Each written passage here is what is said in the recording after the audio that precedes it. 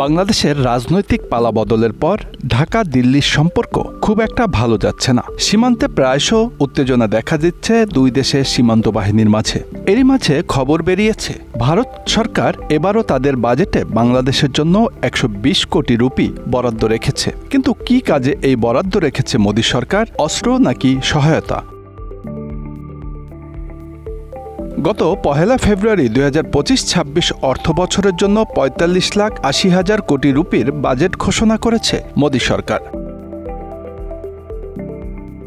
এবারের বাজেটে বৈদেশিক সহায়তার জন্য বরাদ্দ কমিয়েছে দেশটি। সব মিলিয়ে আর্থিক সাহায্য খাতে বিভিন্ন দেশের জন্য এবার ভারতের কেন্দ্রীয় বাজেট বরাদ্দ করা হয়েছে 6,750 কোটি রুপি। এবারের বাজেটে ভারতের পররাষ্ট্র মন্ত্রণালয়ের জন্য সব মিলিয়ে বরাদ্দ করা হয়েছে 20,516 কোটি রুপি। এর আগে গত অর্থবর্ষে পররাষ্ট্র মন্ত্রণালয়ের জন্য সংশোধিত বাজেটের বরাদ্দ থেকে এই পরিমাণ কম। আগের বছর সব মিলিয়ে পররাষ্ট্র মন্ত্রণালয়ের জন্য বরাদ্দ করা হয়েছিল 25,277 কোটি রুপি। বৈদেশিক সহায়তা কমানো সত্ত্বেও বাংলাদেশের জন্য আর্থিক সহায়তা আগের মতোই রেখেছে ভারত। গত বছর শেখ হাসিনার শাসনামলে বাংলাদেশের জন্য ভারত যত অর্থ বরাদ্দ করেছিল, এবারও ঢাকার জন্য ততটাই অর্থ বরাদ্দ করেছে। গত বাজেটে বাংলাদেশের জন্য 120 কোটি রুপি বরাদ্দ করা হয়েছিল ভারতের কেন্দ্রীয় বাজেটে।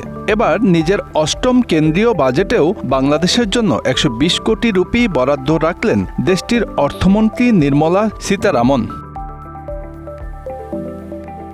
কূটনৈতিক বিশ্লেষকরা বলছেন, বাজেট বরাদ্দর এই বিষয়টি বেশ তাৎপর্যপূর্ণ। বাংলাদেশের জন্য বাজেটে আগের মতো বরাদ্দ রেখে দিল্লি বুঝিয়ে দিতে চাইল এখনও প্রতিবেশীর সঙ্গে সুসম্পর্ক চায় তারা।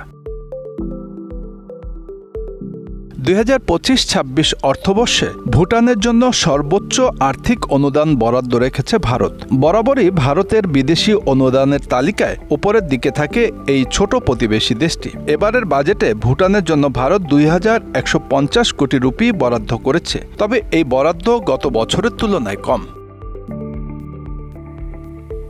এদিকে বাংলাদেশ এবং ভুটান ছাড়াও নেপালের জন্য ভারত বরাদ্দ করেছে 700 কোটি রুপি। মালদ্বীপের জন্য ভারতের এবারের বরাদ্দ 600 কোটি রুপি। গতবার এই পরিমাণ ছিল 400 কোটি রুপি।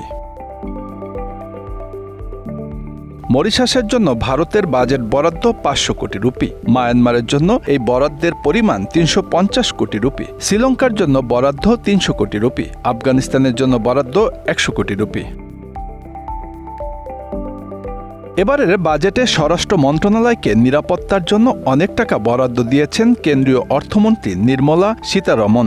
নিরাপত্তা নিশ্চিত করতে স্বরাষ্ট্র মন্ত্রণালয় এই বাজেটে জোর দিয়েছে আন্তর্জাতিক সীমান্তে বিভিন্ন ধরনের অবকাঠামো নির্মাণ, নতুন চেকপোস্ট তৈরি, কাঁটাতারের বেড়া দেওয়া ও উন্নত মানের নজরদারির উপর। এই খাতে বরাদ্দ বৃদ্ধি হয়েছে 87%। 2024-25 সালে কেবল সীমান্ত পাহারার জন্য বাজেট বরাদ্দ ছিল 2,794 কোটি 57 লাখ রুপি। এবার বাজেটে তা বেড়ে হয়েছে 5,237 কোটি 93 লাখ রুপি। প্রশ্ন হচ্ছে, বাংলাদেশের জন্য যে অর্থ ভারত সরকার বরাদ্দ করেছে সেটি কোন খাতে খরচ করা হবে?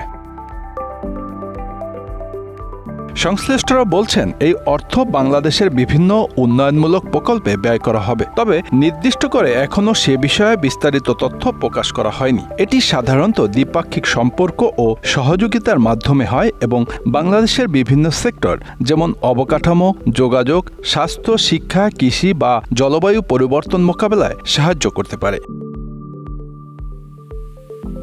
Bangla affairs news desk.